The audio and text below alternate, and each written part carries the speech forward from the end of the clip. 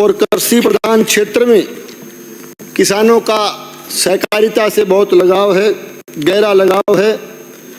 सहकारिता दो शब्दों सह प्लस कारिता से मिलकर बना है, जिसका अर्थ है मिलजुल कर कार्य करना, अनेक व्यक्तियों या संस्थाओं द्वारा किसी समान उद्देश्य की प्राप्ति के लिए मिलकर प्रयास करने को सहकार कहते हैं।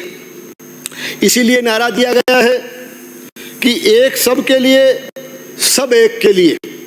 तो आज सहकारिता जैसे महत्वपूर्ण विषय पर हम सब लोग चर्चा कर रहे हैं। सब माननीय सदस्यों ने अपनी बातें रखी है। माननीय सभापति महोदय, वैसे हम सब के लिए खुशी की बात कि संयुक्त राष्ट्र महासभा ने इस वर्ष 2025 को अंतर्राष्ट्रीय सहकारिता वर्ष भी घोषित किया। तो अंतर्राष्ट्रीय सहकारिता वर्ष के दौरान हम सब लोग इस पवित्र सदन में सहकारिता जैसे महत्वपूर्ण विषय पर चर्चा कर रहे हैं। माननीय सभापति महोदय, प्रदेश में विशेष करके ग्राम सेवा सहकारी समितियों को संचालित करने के लिए और उनको संचालित करने में व्यवस्थापकों, सहायक व्यवस्थापकों और सेल्समैन आदि जो है, इनका बहुत महत्वपूर्ण योगदान रहता है। उनकी भी बहुत सी समस्याएं जिनकी तरफ मैं आपके माध्यम से सरकार का ध्यान आकर्षित करना चाहूँगा। ग्राम सेवा सहकारी समितियों में कार्यरत इन कर्मचारियों का जो है कॉमन कैडर बनाया जाए, जिससे उनके वेतनमान और अन्य परिलाभ जो है उनको समय पर मिल सकें। प्रदेश में ग्राम सेवा सहकारी समितियों में कार्यरत व्यवस्थापकों, सहायक व्यवस्थापकों और सेल्समैन आदि का राज्य कर्मचारियों के अनुरूप वेतन निर्धारित किया जाए और सेवानिवृत्ति के उपरांत उनको पेंशन देने का प्रावधान भी इसमें सम्मिलित किया जाए। और इसके साथ साथ ग्राम सेवा सहकारी समिति के जो समस्त कर्मचारी, उनको राज्य सरकार के अन्य कर्मचारियों की तरह RGHS में शामिल करके उनको मेडिकल सुविधा प्रदान करके एक तरह से उनको आर्थिक संबल प्रदान किया जाए, ताकि ये जो कर्मचारी हैं ग्राम सेवा सहकारी समिति के, इनका एक बहुत बड़ा योगदान इस क्षेत्र में है, तो इनको एक तरह से ये लाभ मिल सके।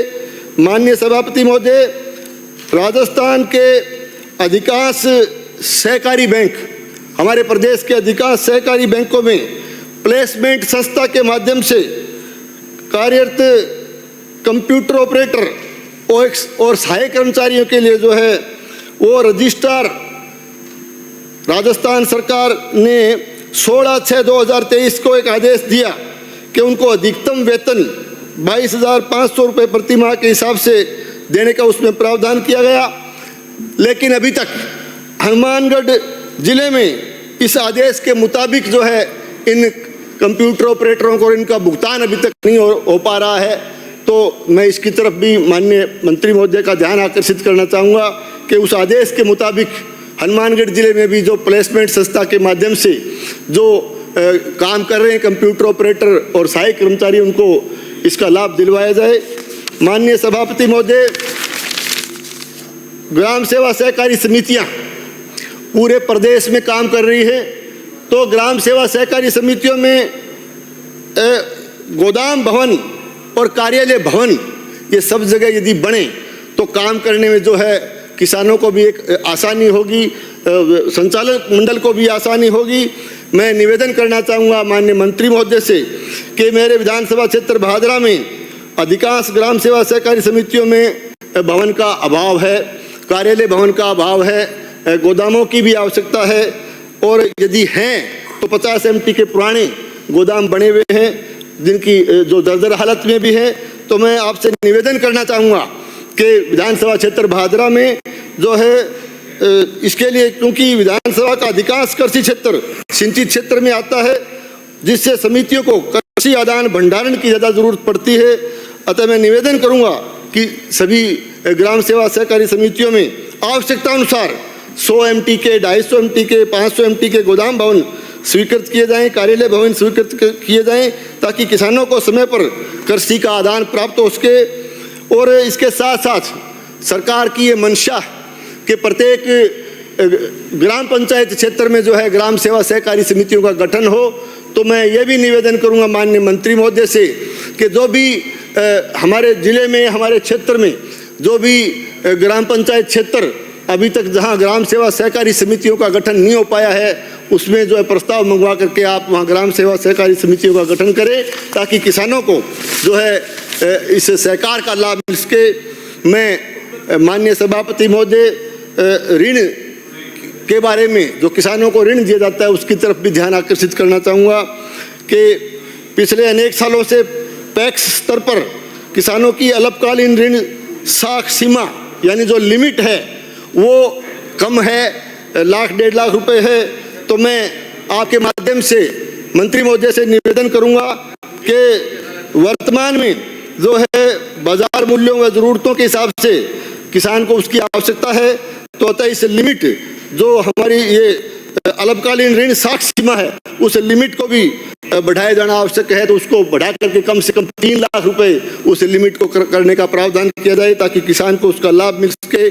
सभापति महोदय, वर्तमान में सहकारी बैंक द्वारा दिए जाने वाले अल्पकालीन ऋण पर फसल बीमा राशि का अंशदान बहुत ज़्यादा है।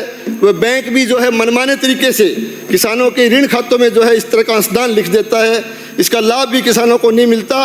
अतः मैं निवेदन करूंगा कि ये अंशदान, ये जो बैंक वाले उसमें लिखते हैं, ये अंशदान स्वैच्छिक होना चाहिए। स्वैच्छिक होगा तो किसान अपनी इच्छा के मुताबिक जो अंशदान उसमें डालेंगे, और सरकार के स्तर पर भी कुछ प्रतिशत यदि अंशदान किसान के उस खाते में दिया जाए तो किसान को एक आर्थिक संबल भी उसमें मिल पाएगा।